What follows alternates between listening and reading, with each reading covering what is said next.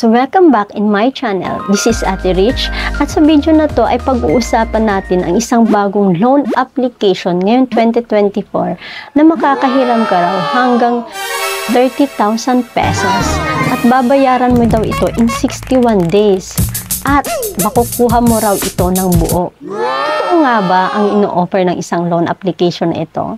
Alamin po natin at kung bago ka pa lang sa channel ko, please free to subscribe, like, and click the notification bell para lagi kang updated tuwing may i-upload tayong video sa channel na ito. Huwag na po natin patagalin, pag-usapan na po natin ang loan application na ito. At ang tinutukoy ko po ay itong si Easy Loan. Si Easy Loan po ay under po ng Second Pay Financing Incorporation na may 3.7 stars at 75 reviews. So, bago nga lang po siya. Sabi po dito, get up to 30,000 cash online now. Low interest rates, fast approval, review in 3 minutes lang daw. No proof of income required. Walang proof of income. Download the application and fill in the information to complete the application. Ano pa ang meron dito? Working principle, apply within 3 minutes, select your terms, get cash, easy repayment, pay via GCash, Coins.ph, ShopeePay, Lazada, 7-Eleven, Maya, EasyPay. Then, borrowing again, after the payment, answer a few short question to get the next round of funds. Who can apply? Sino daw po ang pwede mag-apply dito? Any resident Philippine citizen and 18 years old or above, have at least one valid ID and a mobile phone number. Ito po yung key features of Easy Loan. Ultimate control, no hidden fees. Sabi daw po dito sa no hidden fees. Low borrowing service fee. Receive the full amount. No minimum fee, no surprises, only pay for the number of days you need. So, receive the full amount. Makukuha mo raw ito ng buo, yung loan mo. Then, continuous access funding, rapid growth, security, at meron po sila dito na example na 61 days, loan amount is 4,000, service fee daw is 644, subtotal of 4,644, and overall total is 4,679 kung i-approve ka raw daw po ng 4,000. So, umpisahan na po natin. Pag-open nyo po ng loan application na ito, ay hingi po sila ng active phone number na doon po nila ipapadala yung OTP. Then, gagawa po kayo ng code at saka password. So, kapag nakapag-login na po kayo, hihingi po sila ng mobile phone number tapos yung password, then click po ang sign in. Then, lalabas po itong my data for us to proceed credit assessment. Andyan po yung basic information, contact information, identity information. Then, dito po sa baba, fill up the info, have chance to get a higher limit. Yung employment information.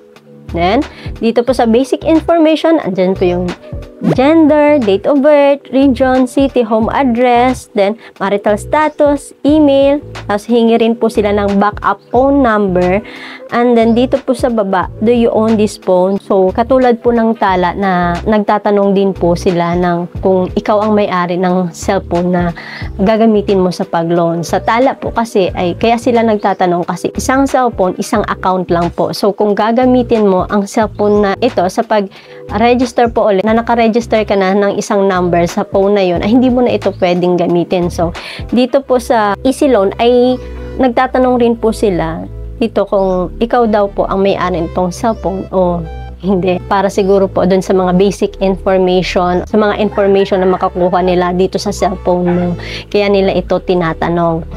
Then, contact information, hihingi po sila ng 3 contact reference sa inyo. Then, after po nyan, identify information. So, hihingi na po sila ng ID, magsiselfie po kayo, tapos pipicturean nyo po yung ID at magsiselfie po kayo na hawak yung ID nyo. Then, ang mga ID po na pwede dito is SSS card, UMID, passport, driver's license, and PhilSys ID. So, 5 lang po yung ina-allowed nila na mga ID na pwede dito sa kanila para makapag-loan ka. And dito po sa employment information, please ensure all the information you filled is real and correct to get a higher limit. So, para daw makakuha ka ng higher limit ng iyong loan, ay i-fill mo daw ito ng real and correct. So, kapag wala ka naman pong employment information, ay i-click mo lang daw po itong skip. Then, dito po sa employment information, andyan po yung company name, company phone number, company postal code, nature of the company, occupation, employment duration, then yung mga monthly income, pay cycle. So, nasa inyo na po yun kung i-fill up nyo pa po ito or hindi na. So, kung optional lang naman po, para po sa akin pag optional lang, wag na lang po nating ilagay para wala tayong masyadong binibigay na information po sa kanila. Then, nasa inyo pa rin po yun kung gusto nyong i-fill up kasi ang sabi dito ay mas mabibigyan ka na ng higher amount. Then, dito po sa employment information ay hingi din po sila ng company ID, upload nyo po yung brand ID nyo, picturean nyo, then yung likod din po ng ID nyo. Then, upload latest salary slip, yung latest daw po. Then, lalabas na po kung magkano yung i-approve nila na loan sa inyo. Within 3 minutes lang daw. Mabilis lang po. Then, in my case po, ang na-approve po nila is 1,500. And, receivable amount is 1,112. So, dun po sa sinabi nila na buo ko matatanggap ay yung buo na sinasabi nila is 1,112 na lang po yung matatanggap ko. Then, borrowing service fee is 225 and withdrawal fee is 140. Then, terms of loan is 7 days. So, yung sinasabi po nila na 61 days ay hindi rin po totoo. Nababayaran mo na 61 days.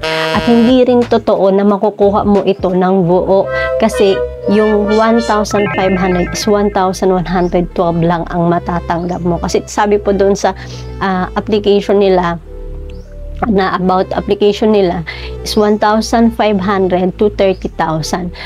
So, hindi nga rin po talaga sila magpapahiram ng mataas agad, kaya mag-uumpisa ka dun sa mababa. Kaya, 1,500 ang una nilang ipapahiram. So, hindi naman po tayo pare-parehas kung magkano yung unang i-approve nila sa inyo. Then, kung okay po kayo dyan, kita nyo na po yan, link your GCash account, get remittance immediately without going to any pawn shop. So, lalagay nyo po yung GCash account number nyo, then magpapadala po sila doon ng verification code.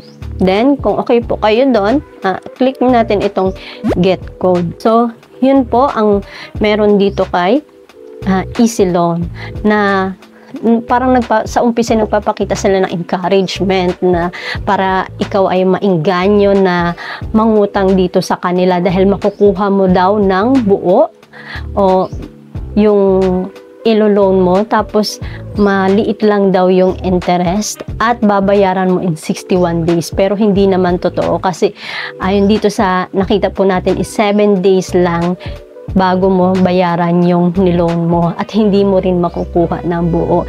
Kaya lagi ko pong sinasabi na manood po tayo ng mga reviews na tulad nito bago po tayo mag-loan sa mga loan application o sa mga online lending. Manood po tayo ng mga reviews, mag-research. Alamin po muna natin kung legit ba itong loan application na to at kung anong meron doon sa loan application na to bago po tayo manghiram. So, yun lang po and see you in my next video.